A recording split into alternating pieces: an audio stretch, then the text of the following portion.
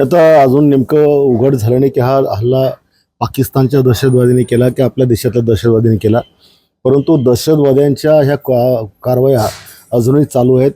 पूर्णपणे यांच्या नाग्यात ठेचल्या गेलेल्या नाही आहे आणि देशाच्या प्रधानमंत्र्यांनी हा जो काही आतंकवाद आहे हा मुळासकट उपटून फेकणं गरजेचं आहे. इथं म्हणजे अनेक 1987 पासून आतापर्यंत अनेक या भारतीयांच्या देहाची चिंध्या या आतंकवाद्यांनी उडवल्यात. अनेक लोक कायमचे जायबंदी झालेत आणि हा आतंकवाद असाच फोफावत राहिला तर भारतीयांचं जीवन जगणं त्यांना मुश्किल होणार आहे. आणि म्हणून मुळासकट जर पाकिस्तानचा याच्यामध्ये हात असेल, जसं मागे विधान केलं होतं की भारतावरचा होणारा हल्ला किंवा आतंकवादी हल्ला हा याच्यात जर पाकिस्तानचा सहभाग असेल तर ते युद्ध समजलं जाईल, तर युद्ध समजून पाकिस्तानला धडा शिकवावा अशाच प्रकारची मागणी माझी असेल.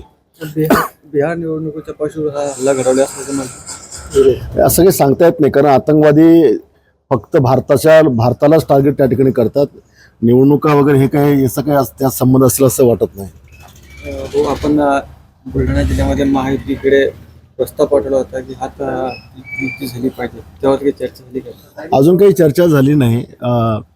1-2 दिवसात चर्चेची अपेक्षा आहे, पण अद्यापर्यंत काही युतीची चर्चा झाली नाही. 2 दिवस झाले नामांकन अर्ज भरण्यास सुरुवात झाली. उमेदवार असतील मतदार हे संभ्रमात असतील. नाही, संभ्रमात कोणी नाही आहे. प्रत्येकजण आता पक्षाच्या उमेदवारीचा कोण आपल्याला देत आहे याची वाट पाहून राहिले आणि काही लोक अपक्ष अर्ज भरून ठेवतील की नाही दिलं तर आपण अपक्ष लढू, कारण काय सगळ्यांमध्ये उत्सुकता आहे, उतावळेपणा आहे आणि पक्षनिष्ठा आता काही फार लोकांमध्ये राहिली नाही आहे. त्याच्यामुळे अर्ज भरतील सर्व.